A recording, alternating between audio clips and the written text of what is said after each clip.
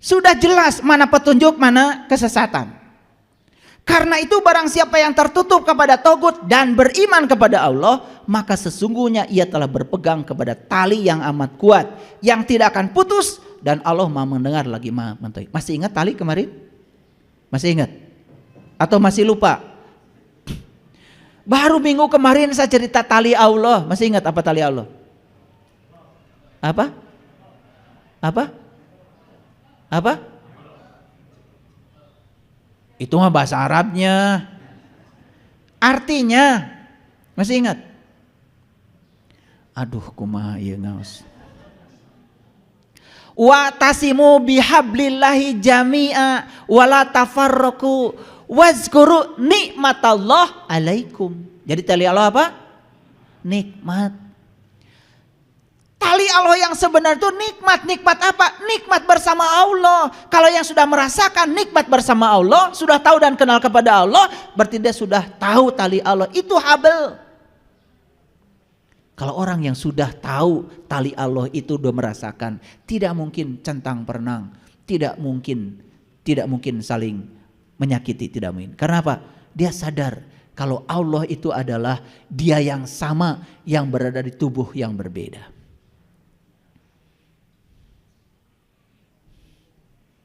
Makanya ayat ini ngulang lagi. Di ayat ini dikatakan, maka sesungguhnya ya, ia telah berpegang teguh kepada tali Allah yang amat kuat, yang tidak akan putus. Jadi ketika seseorang itu sudah sampai pada tali Allah, nikmat bersama Allah, maka bagi dia agama itu bukan lagi paksaan. Sholat itu karena cinta, tahajud itu karena cinta, duha karena cinta. Bukan lagi karena ingin dapat pahala, kemudian takut neraka. Bukan itu lagi. Kita tidak akan kembali ke surga. Kita akan kembali ke Allah. Kan Allah bilang, inna lillahi wa inna ilaihi rajiun. Asal dari Allah kembali kepada Allah. Surga itu bukan tempat. Surga itu adalah kenikmatan ketika kita sudah kembali kepada Allah. Kalau kita sudah balik kepada Allah sekarang bersama Allah, ketemu tali Allah, surga itu. Paham ya? Selama ini surga dipahami sebagai suatu tempat. Surga dipahami secara geografis, bukan dipahami secara psikologis. Surga itu psikologis, bukan geografis. Begitu kita hari ini merasakan kehadiran Allah setiap ruang dan waktu, kita bisa mengingatnya Dia setiap ruang dan waktu. Itulah surga, suwarga loka. Lokanya di mana? Di sini. Su apa? Su itu keabadian. Warga apa? Kumpulan. Yang abadi sudah berkumpul di sini. Ini tempat ngumpulnya segala keabadian. Rasakan di sini saat ini sekarang. Ketemu tuh. Jadi itu psikologis. Dan selama ini digambarkan secara geografis. Lanjut? Oke. Jadi tingkatan yakin itu menurut ilmu tasawuf, ini tasawuf. Nah sekali lagi, tasawuf itu sudah akademis. Ini ilmu yang datang setelah zamannya Rasulullah. Di zaman Rasulullah nggak ada ilmu tasawuf, yang ada itu adalah ilmu ma'rifat. Rasulullah yang mengatakan awwaluddin ma'rifatullahi ta'ala wa rasulih.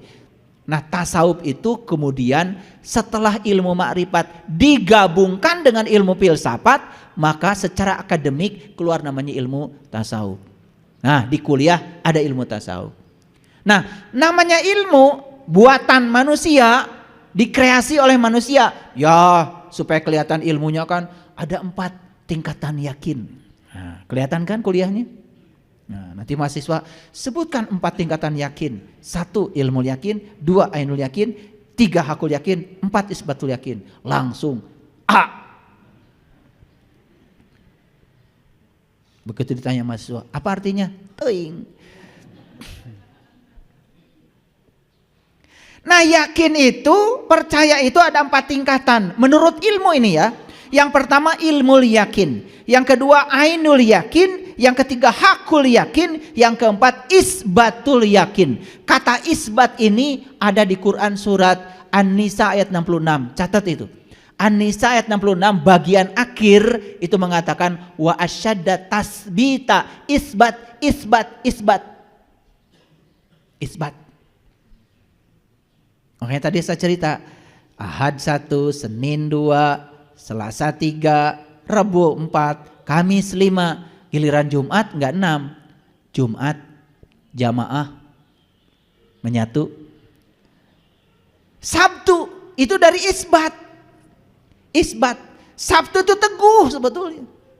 Barang siapa sudah jamaah itu sudah ngumpul merasakan kehadiran Allah, ya isbat, teguh. Jadi isbat itu artinya teguh. Makanya iman yang paling tinggi namanya isbatul yakin. Yakin yang paling teguh. Nah, supaya tidak susah kalau didefinisikan nanti jadi keliru, saya kasih gambaran begini. Ada berita katanya ada kecelakaan di tol Cipularang.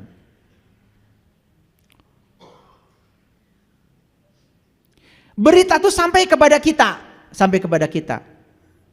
Ketika berita sampai kepada kita, itu namanya ilmu yakin. Paham ya? Setelah dapat berita itu kemudian kita baca koran. Ada gambarnya. Oh betul yang dibicarakan tadi itu. Ini ada gambarnya nih. Bis tabrakan dengan truk nih. 5 orang meninggal. Itu ainul yakin. Paham ya? Nah, pada saat kecelakaan itu terjadi, kita ini pas ada di pinggir jalan itu menyaksikan peristiwa itu hakul yakin.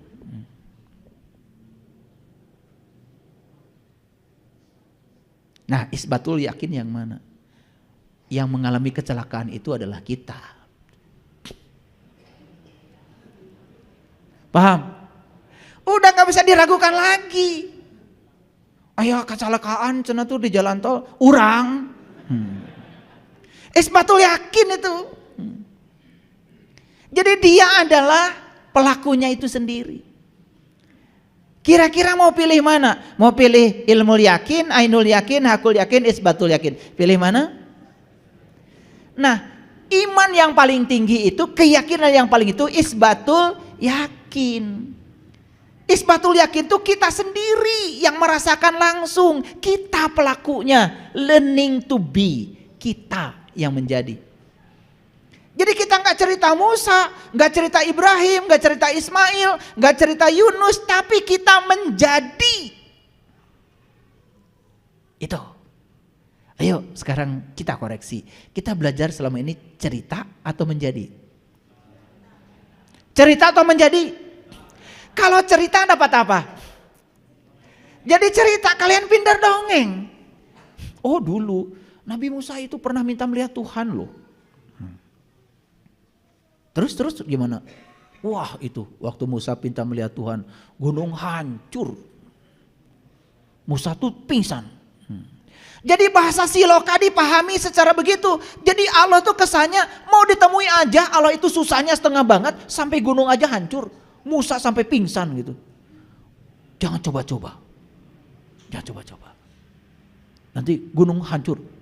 Kamu nanti pingsan kayak Musa. Jadi kata pingsan di Quran itu betul-betul dipahami secara silok. Itu kan menyesatkan. Masa ketemu Tuhan tidak bahagia? Bukankah pertemuan dengan dia itu adalah puncaknya kebahagiaan? Betul? Itu bahasa siloka, harusnya dipahami secara sebenarnya, bukan dalam bahasa umpama. Lanjut dulu. Jadi mau mana? Ilmu yakin, ainul yakin, hakul yakin, isbatul yakin. Mau yang mana? Pasti. Kalau disuruh milih, pasti milih yang paling bagus. Kalau saya tanya gaji kamu 1 miliar atau 100.000? Pasti 1 miliar. Tapi giliran 1 miliar tuh syaratnya ini. Mulai mikir. Betul nggak? Kita itu pengen yang gede tetapi caranya nggak mau. Kalau mau isbatul yakin ya tidak gratis. Caranya memang tidak sederhana. Walaupun hasilnya sederhana. Proses menuju ke situ tuh tidak sesederhana yang kita bicarakan. Apakah saya menempuh itu dengan cara yang sederhana? Tidak. Saya ketika sedang melakukan pencarian itu, rumah saya 5 hilang. Mobil saya hilang semua. Terakhir mobil saya satu-satunya baru sebulan setengah. Alhamdulillah dipinjam tetangga sampai sekarang gak balik. Diajarkan melepaskan kemelekatan kepada harta itu betul-betul nyata. Karena sepanjang kita masih melekat pada semua itu, jangan pernah berpikir kalau kita akan bisa mencapai kesadaran itu. Tapi kalau kita bisa melepaskan tanpa harus diambil oleh Allah, keren. Karena kebanyakan baru bisa melepaskan setelah diambil. Betul? Nih saya kasih tahu. Pernah nggak dengar hari kebangkitan? Pernah? Hari kebangkitan? Ya, kapan? Hari kebangkitan kapan? Selalu hari kebangkitan itu nanti. Padahal bangkit itu hanya terjadi bagi orang yang sudah terpuruk. Betul apa tidak? Bangkit. Bangkit itu untuk yang tidur, yang gak eling, yang terpuruk. Itu hari kebangkitan tuh hari mereka. Coba kata bangkit kapan kita gunakan? Ketika kamu jatuh, segera bangkit. Kan bangkit itu buat yang jatuh. Jadi hari kebangkitan itu yang sebenarnya adalah di sini hari ini sekarang. Sekarang saya tidak sadar. Yuk bangkit, segera sadar. Bangkit itu begitu. Yang nanti hari kebangkitan gak usah dipikirkan, nanti itu yang sekarang aja dulu. Mau bangkit? Mau berubah? Kapan? Hari kebangkitan. Itu sesederhana itu. Kenapa mau bangkit? Kenapa mau bangkit? Berarti sekarang sedang jatuh, sedang terpuruk, sedang tidak sadar.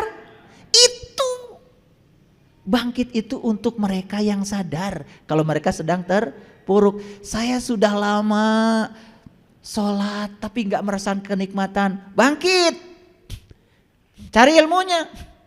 Saya sudah menyebut-nyebut nama Tuhan setiap malam berapa ribu.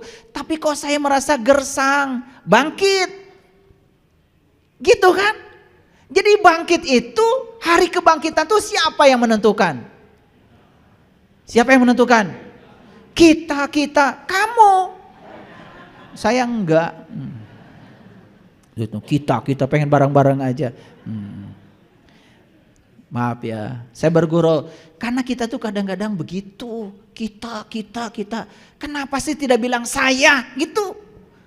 Ambil tanggung jawab secara pribadi. Kan datang ke sini sendiri, pulang sendiri. Yang menyelamatkan diri Anda sendiri. Ayo saya tanya sekali lagi. Siapa yang mau bangkit? Kapan? Kenapa bangkit? Gitu. Karena sudah merasakan keterpurukan ini gak nyaman. Betul gak? Sudah merasakan gini-gini aja tuh gak nyaman. Yo bangkit gitu. Nah kalau bicara hari kebangkitan, otak kita tuh langsung nanti hari akhir. Itu ya sudah, itu mah nanti. Karena kalau di sana itu ditentukan oleh yang kita lakukan hari ini. Yuk bangkit aja dulu hari ini. Saya yakin kalau hari ini Anda baik semuanya, sudah bangkit dari keterpurukan. Nanti itu ditentukan oleh hari ini. Karena hidup itu di sini saat ini sekarang penghirup. Sederhana. Oke. Yuk sekarang kita lanjutkan ayatnya. Ini Al-Hijr nih, surat 15 ayat 90. Wa'bud rabbaka hatta ya'tiyakal yakin. Sembahlah Tuhanmu sampai datang kepadamu keyakinan. Para nabi, para rasul itu menyembah Tuhan itu sampai beliau-beliau itu sudah yakin pada yang disembahnya. Makanya imannya beliau-beliau itu adalah iman yang isbatul yakin. Gak ada keraguan lagi. Para sahabat itu imannya isbatul yakin. Makanya omongannya kan keren. Hasbi Allah, hasbi Allah. Cukuplah Allah, cukuplah Allah. Sakit, cukuplah Allah. Terpuruk, cukuplah Allah. Gak lama. Gak lama. Nih yang sakit-sakit ya. Jangan pernah bilang sakit itu dari Allah. Tapi kalau yang menyembuhkan Allah, yes. Begitu kita punya keyakinan sakit dari Allah, itu sudah menuduh Allah. Sakit itu dari dirimu sendiri, dari jiwamu, dari mentalmu, dari energimu yang tidak rapih mengalir di sini. Banyak sumbatan akibat berpikir negatif, akibat takut dengan masa depan, akibat selalu pikirannya dibawa ke masa lalu. Sakit jadinya. Tubuh kita tuh cuma dua, listrik dan kimia. Bereskan listrik tubuh kita, bereskan kimia tubuh kita, sehat. Saya jamin. Tubuh ini izinkan memproduksi hormon oksitoksin, serotonin, dopamin, endorfin, neurotransmitter di otak kita itu biarkan menghasilkan itu. Tubuh kita akan sehat.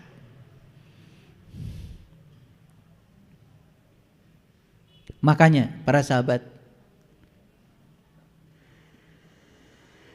sholat itu kewajiban untuk mereka yang sudah balik. Tahu balik? Apa balik? Hah? Tuh, balik dewasa. Balik itu bahasa Arab, balago. Balago itu sampai. Sholat itu kewajiban bagi yang sudah sampai. Sampai apa? Nih hatta ya tiakal yakin. Yang sudah sampai keyakinannya.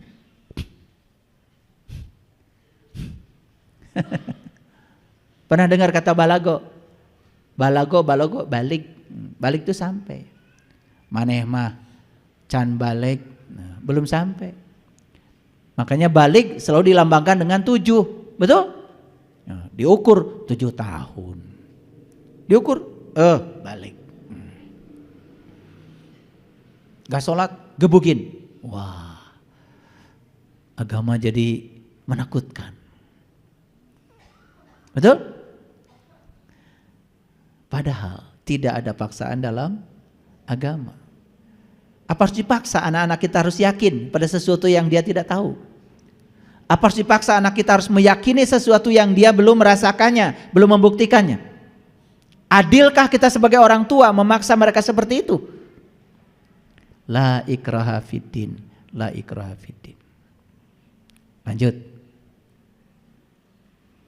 Nah, inilah ayat yang sering saya sampaikan. Silakan dibuka nanti di rumah, Quran surat Al-Baqarah ayat 55. Kita harus belajar nih dari umatnya Musa, namanya Bani Israel. Bani itu orang, Isra itu berjalan, El itu Tuhan. Jadi Bani Israel orang yang berjalan menuju Tuhan, siapapun itu. Cuman kita kan selalu tertuju, pikiran kita ini ke kelompok bangsa tertentu yang memberi namanya dengan nama ini. Padahal sebenarnya di Quran tuh Bani Israel itu netral. Bukan siapa-siapa, orang yang berjalan menuju Tuhan, siapapun itu. Dan siapapun yang berjalan menuju Tuhan pasti akan dapat nikmat dan akan diunggulkan dari segala umat. Yuk kita baca ayat ini. Dan ingatlah ketika kamu berkata, ini Musa berkata kepada kaumnya, hai Musa, kami tidak akan beriman kepadamu sebelum kami melihat Allah dengan terang. Permintaan ini masuk akal? Coba, permintaan ini masuk akal?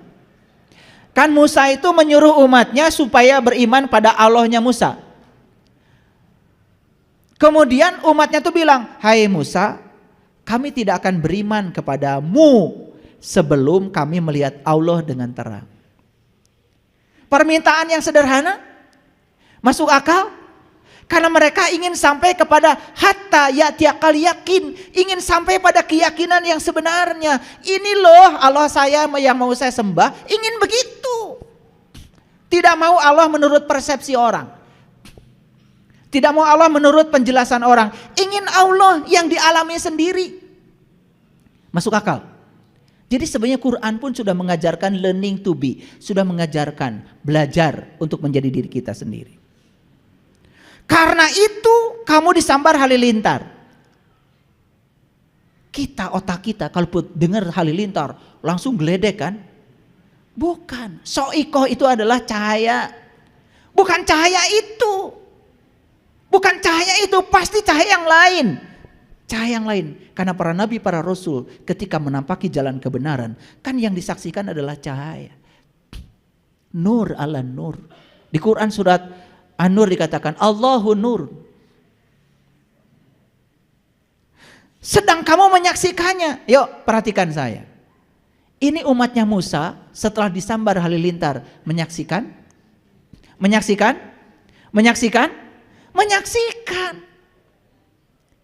Jadi ini bukan disambar halilintar kemudian tidak menyaksikan, gosong dong. Selama ini bahasa siloka ini dipahami secara letterlock. Wah itu tuh umatnya Musa pengen ketemu dengan Allah, disambar halilintar, gosong. Mana gosong? Enggak kok. Wa antum tandurun, mereka jadi menyaksikan. Kan enggak ada. Ketika disambar halilintar gosong, nggak ada ayatnya. Wa akhadat humus so'ikoh. Fa akhadat kumus so'ikoh wa antum dandun. Setelah disambar halilintar, mereka menyaksikannya. Jadi nggak bertemu? Jadi. Lihat ayat berikutnya. Summa ba'asnakum mim ba'di mautikum la'alakum tashkurun. Setelah itu kami bangkitkan kamu sesudah kamu mati supaya kamu bersyukur. Yuk lihat saya semuanya. Jadi umatnya Musa ini bangkit gak? Dari apa? Dari ketidaktahuannya, dari ketidaksadarannya. Betul gak? Masih ingat kata bangkit tadi kan? Kan bangkit itu buat yang sedang terpuruk. Dia bangkit dari keterpurukannya. Sekarang dia menjadi tahu dan kenal kepada Allah. Asalnya melupakan Allah menjadi tahu dan kenal kepada Allah. Summa ba'asnakum mim ba'di mautikum la'allakum tashkurun. Jadilah mereka orang yang bersyukur. Syukur apa artinya tadi? Terbuka. Kufur artinya apa? Ya, jadinya terbuka. Nah, yang terakhir dari saya. Ini agak saintifik ya. Saya terpaksa menyampaikan 4 pilar pembelajaran UNESCO. Pernah dengar UNESCO?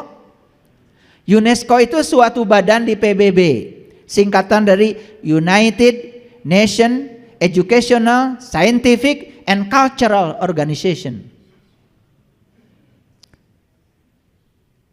Ngerti? Pusing. Udah UNESCO aja. Jadi UNESCO ini suatu badan di PBB yang ngurus pendidikan, sains, budaya. Jadi ini suatu organisasi PBB. Nah, UNESCO ini menelurkan 4 pilar pembelajaran.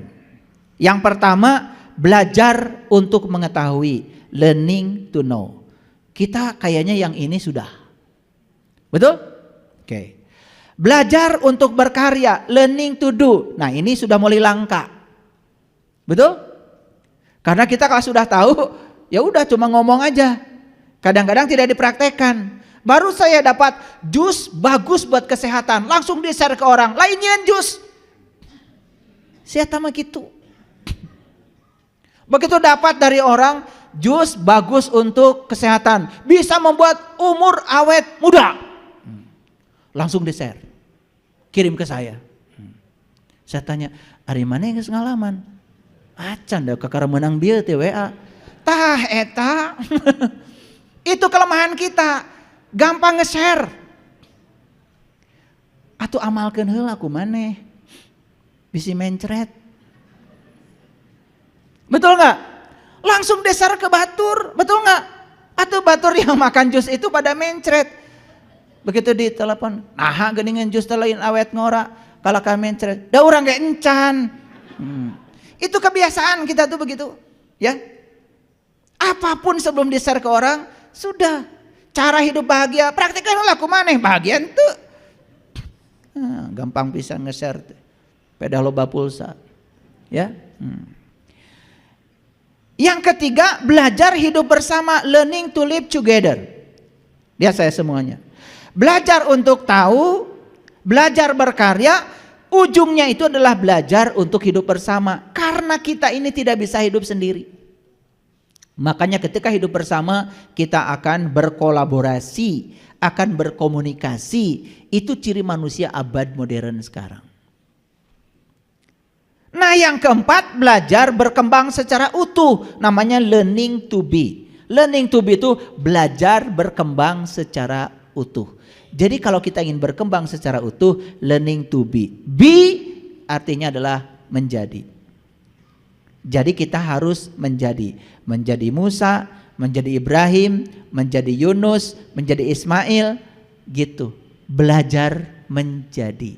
Kalau menjadi, pasti kita akan sampai pada tingkatan isbatul yakin. Terjawab sekarang? Oh, ternyata percaya dan tidak percaya dua-duanya tidak bisa dipaksa. Wajib ya percaya? Nggak bisa. Tetap itu percaya. Betul nggak? Karena percaya itu perlu syarat, perlu bukti. Terutama kita mengalami sendiri. Masih ingat yang tadi ya? Ada berita kecelakaan di tol Cipularang. Berita itu sampai di telinga kita, namanya apa? Ilmul yakin. Oh, kita baca di internet, baca di itu, oh betul tuh ada fotonya. Itu ainul yakin. Saat kecelakaan terjadi, kita ada di lokasi, kita ada di TKP.